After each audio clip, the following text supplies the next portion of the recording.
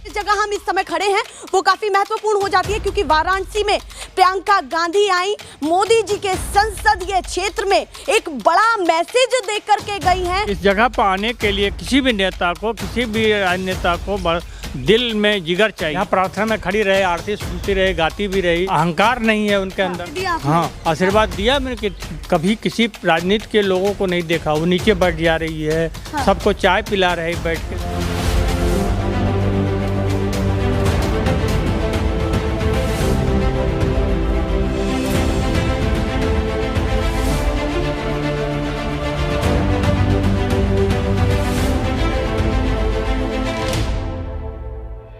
नमस्कार, बहुत स्वागत है आप सभी का। मैं आपके साथ मीरा राजपूत, जो हर कवरेज आपको दिखाने की कोशिश कर रही है कि यूपी इलेक्शन, साथ में पूरे देश में क्या कुछ चल रहा है, किन मुद्दों को आपको ध्यान में रखना चाहिए। इस समय हम हैं वाराणसी में मौजूद सबसे महत्वपूर्ण जगह। देखिए, सबसे पहले तो मैं ये बता दूं आपको कि 7वें चरण में 7 मार्च को आखिरी किस्मत लिखी जानी है।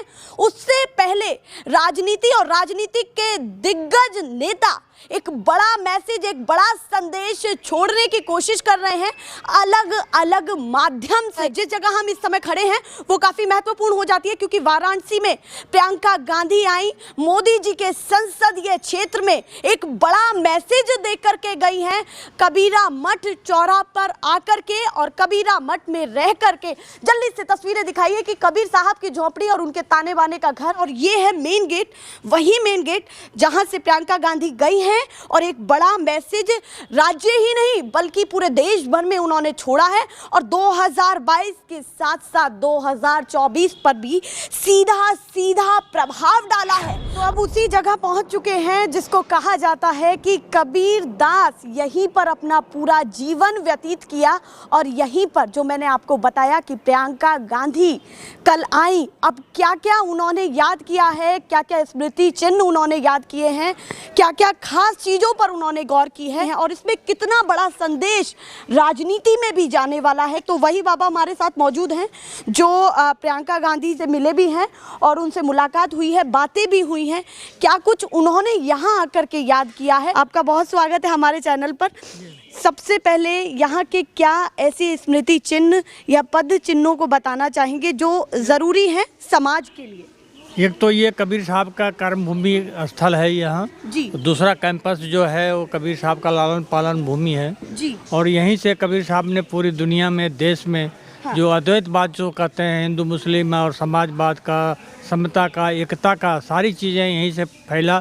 और आज़ादी की लड़ाई, सामने गेट देख रहे हैं, यहीं पर वारेन हेस्टिंग 1781 में डेरा डाला था और हमारे साधुओं ने और बनारस के लोगों ने मार मार के लाठी गोजी। मतलब इतिहास के तौर पर भी ये बहुत महत्वपूर्ण जगह हो जाती है। तो वो लड़ाई लड़ी और भगाया वारेन हेस्टिंग के। और जब वारेन हेस्टिंग भाग गए, चेत सिंह को पकड़ने आए थे। चेत सिंह की माता पन्ना रानी थी, यहाँ की शिष्या थी, उन्हीं का दिया हुआ ये कैंपस है। पूरा 16 बीघा जमीन दी है राजा ने। बाद में लोग कब्जा करते गए, लेकिन बाद में उन्होंने खुद, पन्ना रानी ने उसको घिरवाया, जितना घिरवा दी उतना बचा हुआ है। ये भी कहा जाता है कि महात्मा गांधी भी 1934 में यहाँ आए और जो पीछे वो पेड़ है जरा दिखाया जाए कि यहाँ पर आकर के उन्होंने संबोधित किया।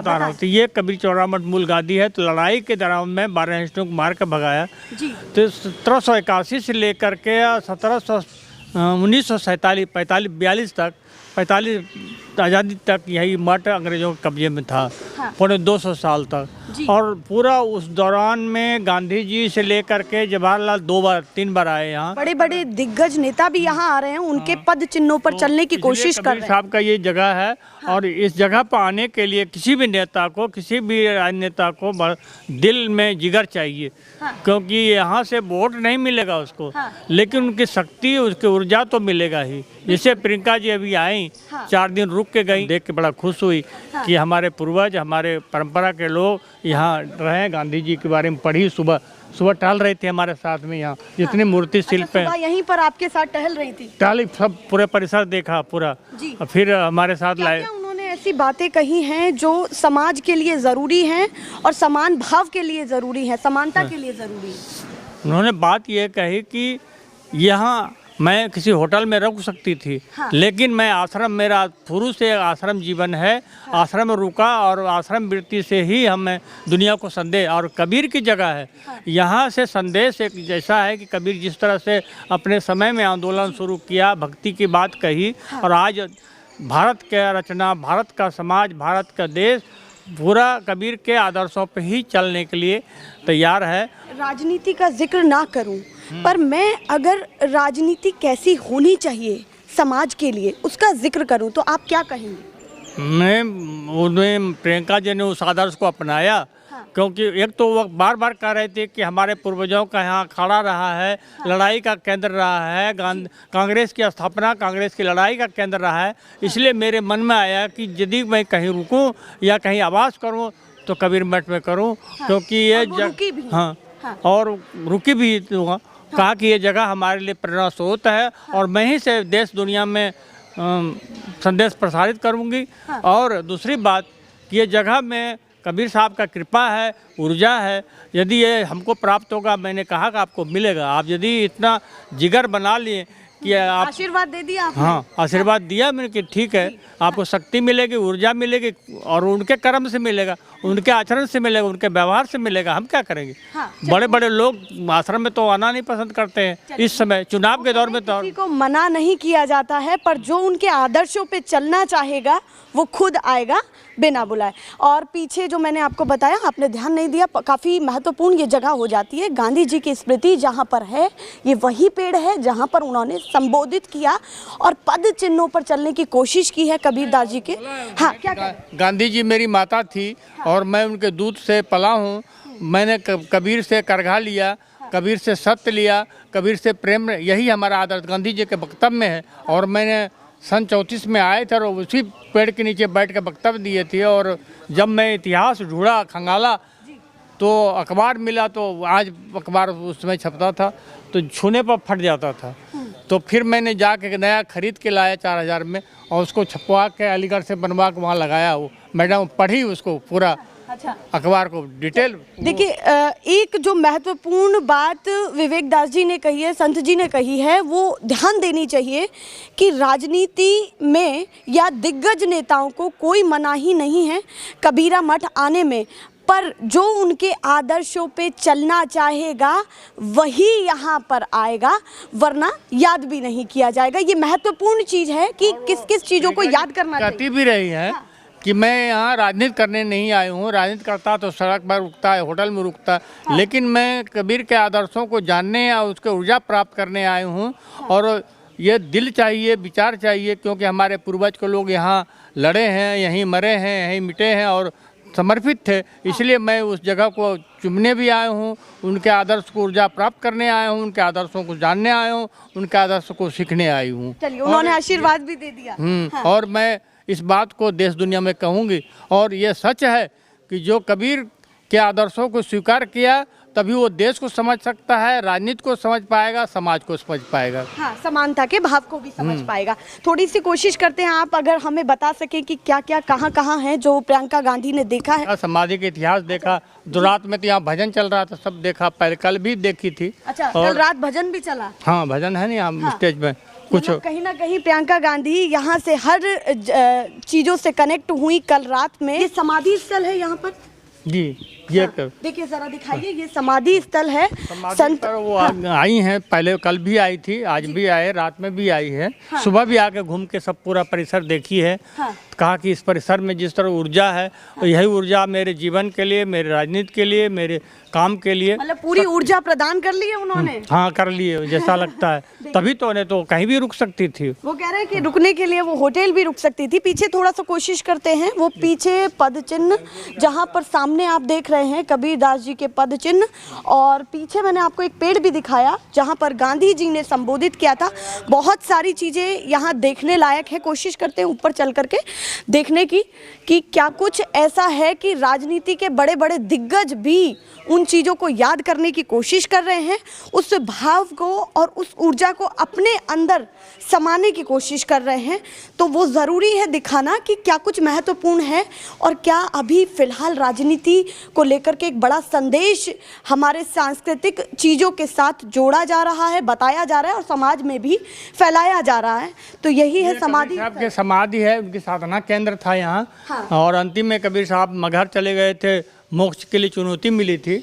तो यहाँ से राजा महाराजा उनके शीश मंडली सभी लोग गए। हाँ। और वहाँ जो हिंदू मुस्लिम में बंटवारा हो गया, फूल मिला और चादर मिली, तो वहाँ मज़ार भी बना और समाधि बनी।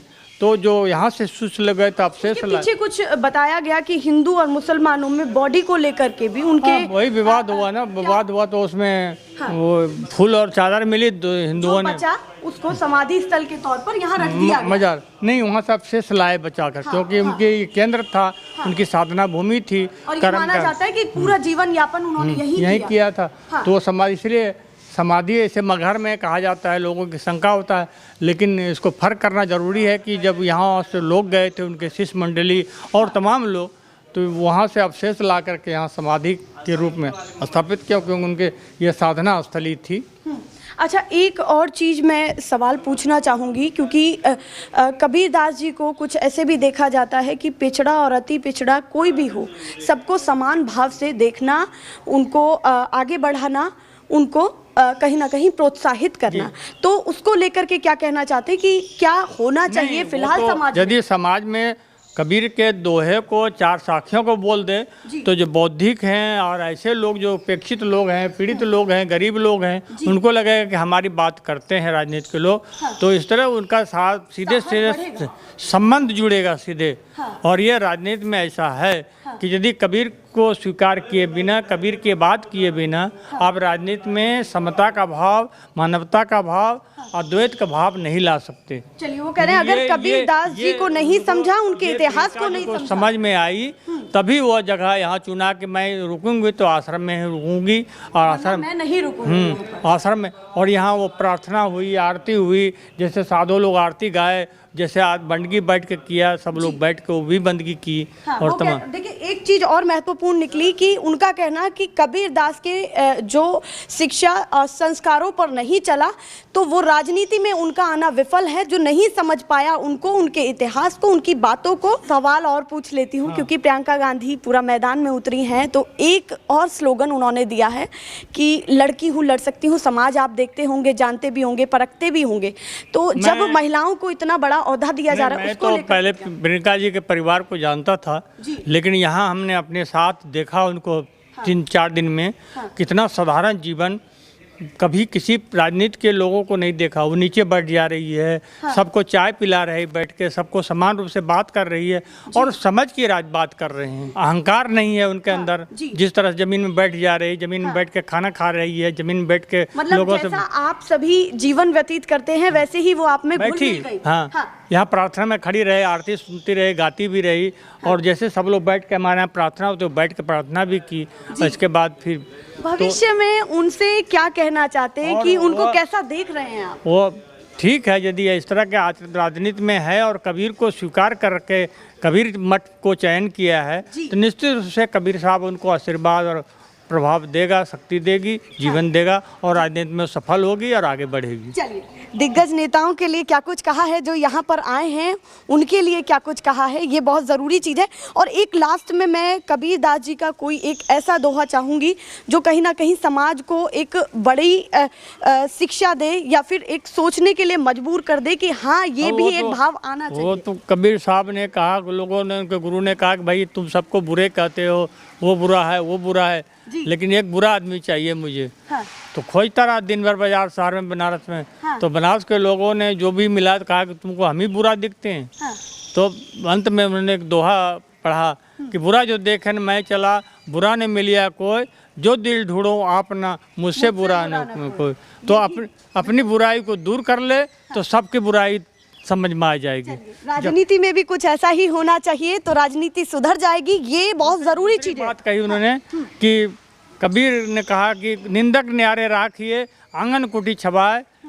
तो निंदक न्यारे मतलब हमारे पार्लियामेंट विधानसभा में तो पक्ष विपक्ष होता है ना, बिल्कुल। तो निंदक रखने का, निंदक समाज देखने के लिए शक्ति चाहिए, जीवन चाहिए।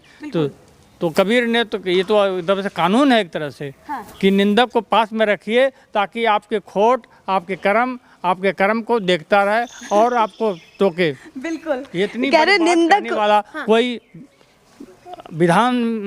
संविधान में भी नहीं मिलेगा आपको। वो कह रहे निंदक को रखना बहुत जरूरी है, उनको नीचा दिखाना जरूरी नहीं है। अगर निंदक आपके पास रहेंगे तो आपको पता चलेगा कि क्या बुराइयां आप में हैं और क्या आपने किया है। ये बहुत जरूरी चीज से एक बहुत सकारात्मक एक मैसेज, एक संदेश, एक बड़ा संदेश निकला है, क्योंकि प्रियंका गांधी का यहाँ आना मामूली बात नहीं है। जब यूपी इलेक्शन 2022 हो और लोकसभा के चुनाव भी करीब हो,